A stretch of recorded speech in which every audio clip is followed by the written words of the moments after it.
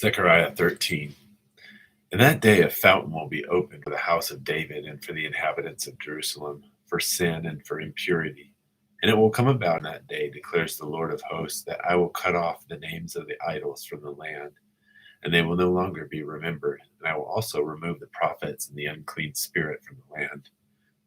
And it will come about that if anyone still prophesies, then his father and mother who gave birth to him will say to him, You shall not live, for you have spoken falsely in the name of the Lord.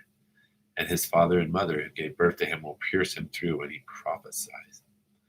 Also it will come about in that day that the prophets will each be ashamed of his vision when he prophesies, and they will not put on a hairy robe in order to deceive, but he will say, I am not a prophet, I am a tiller of the ground, for a man sold me as a slave in my youth.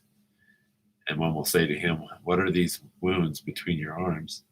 And then he will say, Those with which I was wounded in the house of my friends.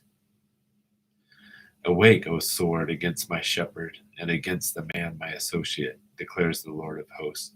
Strike the shepherd, that the sheep may be scattered, and I will turn my hand against the little ones.